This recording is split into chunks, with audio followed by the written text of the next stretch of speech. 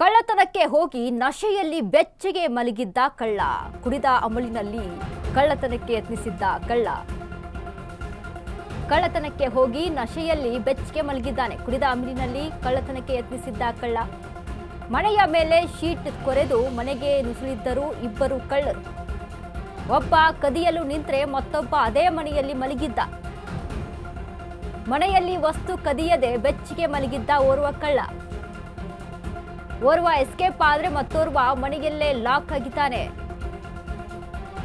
ಗೌರಿಬಿದನೂರು ಹಳೆ ಆರ್ಟಿಒ ಕಚೇರಿ ಬಳಿ ವಿಚಿತ್ರ ಘಟನೆ ನಡೆದಿದೆ. ಪ್ರೇಮನಾಥ್ ಎಂಬುವವರಿಗೆ ಸೇರಿದ ಮನೆಯಲ್ಲಿ ಕಳ್ಳತನ ಆಗಿತ್ತು. ಲಾಕ್ ಆದ ಕಳ್ಳನನ್ನ ಹಿಡಿದು ಪೊಲೀಸರಿಗೆ ಒಪ್ಪಿಸಿದ ಸ್ಥಳೀಯರು. ಬಂಧಿತ ಕಳ್ಳ ಗೌರಿಬಿದನೂರು ನದಿದಡ ವಾರ್ಡ್ ನಿವಾಸಿ ದೇವರಾಜ್. ನದಿದಡ ವಾರ್ಡ್ನಲ್ಲಿ ಬಟ್ಟೆ ಐರನ್ ಕೆಲಸ ಮಾಡುತ್ತಿದ್ದ ದೇವರಾಜ್. ಮತ್ತೊಬ್ಬ ಕಳ್ಳನ ಪತ್ತೆಗೆ ಬಲೆ ಬೀಸಿದ ಗೌರಿಬಿದನೂರು ಪೊಲೀಸರು. ಕಳ್ಳತನಕ್ಕೆ ಅಂತ ಹೋಗಿ ನಶೆಯಲ್ಲಿ ಬೆಚ್ಚಗೆ ಇದೆ ಅಂತ ಅಲ್ಲೇ ಮಲಗಿಬಿಟ್ಟಿದ್ದಾರೆ. ಕುಡಿದ ಅಮಲಿನಲ್ಲಿ ಕಳ್ಳತನಕ್ಕೆ ಯತ್ನಿಸಿದ್ರು ಇಬ್ಬರು ಕಳ್ಳರು.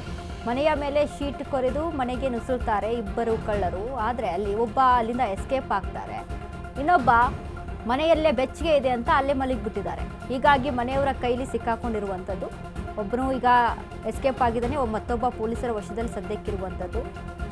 ಮತ್ತೊಬ್ಬನಿಗಾಗಿ ಬಲೆಯನ್ನ ಬೀಸಿದ್ದಾರೆ ಗೌರಿಬಿದನೂರು ಪೊಲೀಸರು. ಗೌರಿಬಿದನೂರು ಹಳೆ ಆರ್ಟಿಒ ಕಚೇರಿ ಬಳಿ ವಿಚಿತ್ರ ಘಟನೆ ಇದು.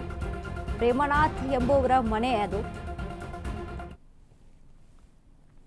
ನೋಡಿ ಎಂತೆಂಥ ವಿಚಿತ್ರ ವ್ಯಕ್ತಿಗಳು ಇರ್ತಾರೆ ಅಂತ, ವಿಚಿತ್ರ ಘಟನೆಗಳು ನಡೆಯುತ್ತೆ ಅಂತ.